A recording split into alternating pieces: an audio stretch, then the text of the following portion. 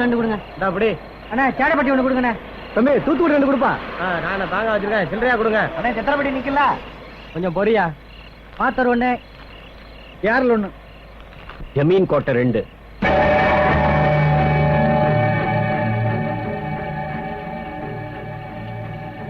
ஜமீன் கோட்டை 2 கொடுப்பா.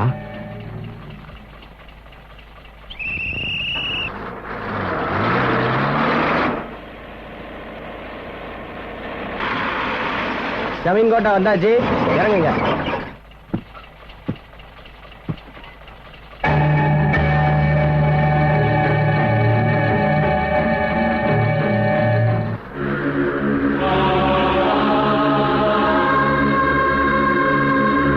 நாம என்ன ஜமீன் கோட்டைக்கு தானே போறோம், சாகவா போறோம்? உயிர் மேல் ஆசை உள்ளவர்கள் இந்த பக்கம் செல்லவும், உயிர் மேல் ஆசை இல்லாதவர்கள் ஜமீன் கோட்டைக்கு செல்லவும்.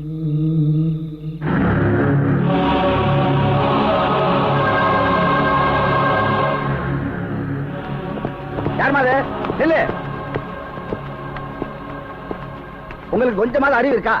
ஜமீன் கோட்டைக்குள்ள போய் எவனு செத்து ஒளிஞ்ச கூடாதுங்கிறதுக்காகத்தான் என்ன இங்க காவலுக்கு போட்டிருக்காங்க. அதுவும் இன்னைக்கு பௌர்ணமி.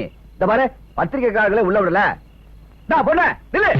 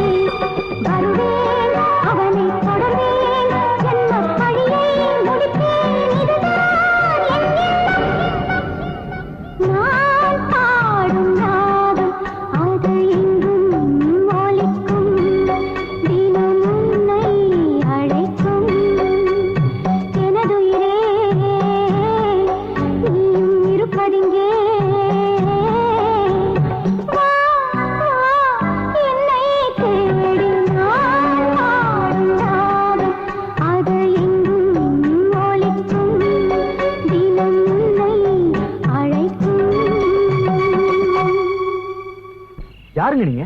எப்படி நீங்க மட்டும் உள்ள போயிட்டு திரும்ப வந்துட்டீங்க? ஆம்பளைங்களே பயந்துட்டு கிடக்குறோம். சொல்லுங்க, யார் நீங்க? கரெக்ட். போன வாரம் பத்திரிகையில படிச்சேன். பூர்வ ஜென்ம ஞாபகம் வந்துருச்சுன்னு சொன்னாங்களே, அவங்க தானே நீங்க? சொல்லுங்க, என்ன பாத்தீங்க? என்ன ஞாபகம் வந்துச்சு? என்ன பேசவே மாட்டேங்கிறீங்க? சொன்னா தலை பிடிச்சு போற ரகசியமா? ஆமா, இது தேவ ரகசியம்.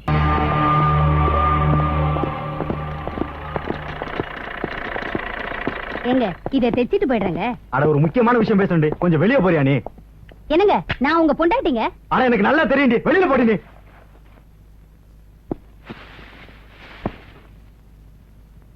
ஏய் கிழவி, காதுல என்ன வச்சிருக்க? உனக்கு தனியா சொல்லுமா? முதல்ல வெளியே போ. பெருக்கிறதா அப்புறம் வச்சுக்கலாம். வெளியே போ முதல்ல நீ.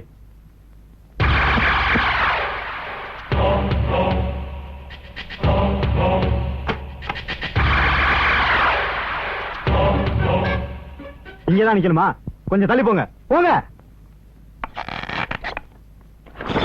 கடவுளே, அப்பப்ப கூடி அப்படி என்னதான் ரகசியம் பேசுவாங்களோ.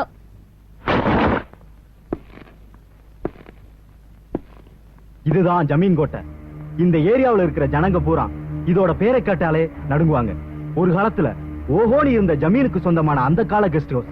அதை சுத்தி மேற்கே கருவாப்பட்டி, கிழக்கே நாகலாபுரம், வடக்கே அம்மனூர். ஏறத்தாழ 300 வருஷத்துக்கு முன்னாடி அந்த ராஜ குடும்பத்துல ஏதோ ஒரு பயங்கரமான சம்பவம் நடந்திருக்கு. அதுல ஒரே நாள்ல அந்த குடும்பத்துல உள்ள அத்தனை பேரும் வாரிசே இல்லாம அழிஞ்சு போயிட்டாங்க.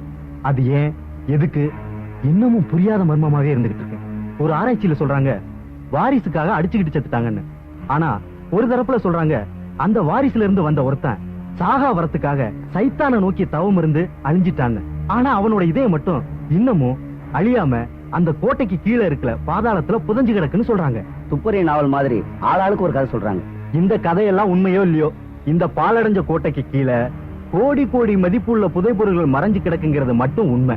அதை தேடி நம்மள மாதிரி ஆராய்ச்சியாளர்கள் எல்லாம் மாறு வயசுல கோஷ்டியா சுத்திட்டு இருக்காங்கன்றது சத்தியமான உண்மை. நாம பத்திரிக்கையாளர் விஷயத்துல போனோம். அந்த பொண்ணும் கைவனும் பூர்வ ஜென்ம செட்டப்ல அலையறாங்கன்னு நினைக்கிறேன். எது எப்படியோ, நம்ம ஆராய்ச்சியில ஃபைனல் முடிவுக்கு வந்து அந்த புதைபொருளை கண்டுபிடிக்கிறதுக்கான மூலத்தை கண்டுபிடிச்சிட்டேன். அந்த காலத்துல அந்த ஜமீன் குடும்பத்தை தன் பிடியில வச்சிருந்த மருவாக்கனி என்கிற பெண் ராஜரிஷி வாழ்ந்த இடத்தை ஆராய்ச்சி மூலம் நான் தெரிஞ்சுக்கிட்டேன். அது கருவாப்பேட்டியில இங்க இருக்கு. அந்த இடம் இப்போ ஒரு கிழவங்கிட்ட இருக்கு. அதுக்கு 1500 ரூபாய் விலை பேசிருக்கேன். அந்த இடத்தை தோண்டி பார்த்தா நிச்சயமா அந்த புதையலுக்கு போறதுக்கான வழி கிடைக்கும். வர்ற மாசம் 11ஆம் தேதி நல்ல நாள். அன்னைக்கு நாம அதை தோண்ட ஆரம்பிக்கிறோம். கோடி கோடி கோடீஸ்வரன் ஆகிறோம். இதுக்காக நிறைய பேர் அலைஞ்சுகிட்டு இருக்காங்க. அதனால இந்த விஷயத்தை யாருக்கும் தெரியாம மிக மிக ரகசியமா வச்சிருக்கணும்.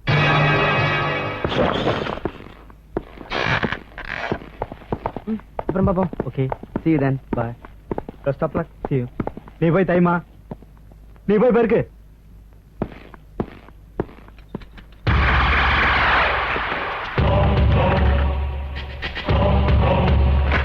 தாயே, இந்த குப்பையை கொண்டு வெளியில கொட்டிட்டு வந்துடுறேன் தாயே. சீக்கிரம் வந்துரு.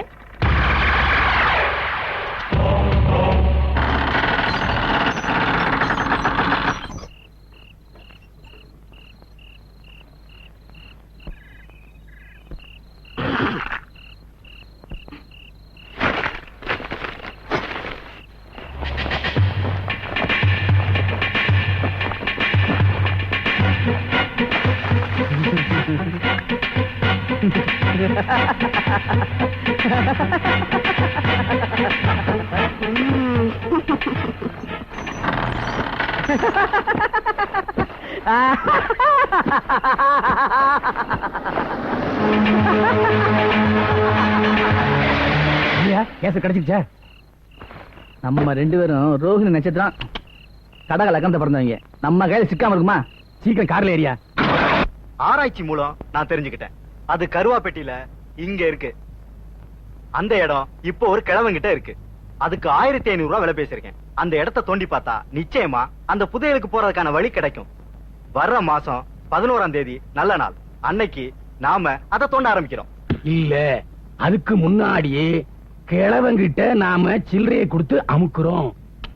1ஆம் தேதி தோண்ட ஆரம்பிச்சிடறான்.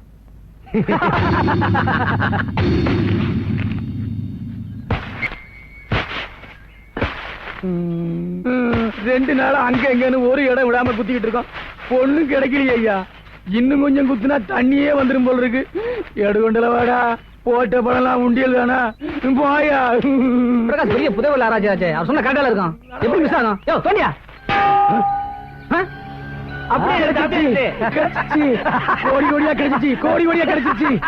ஒத்து புதையலு, கோடி கணக்குல புதையலு, தங்கம் கிடைச்சிருச்சு. கிடைச்சிருச்சு, கிடைச்சிருச்சு, கோடி கோடியா கிடைச்சிருச்சு, கிடைச்சிருச்சு. கல்யா கல்யா கல்யா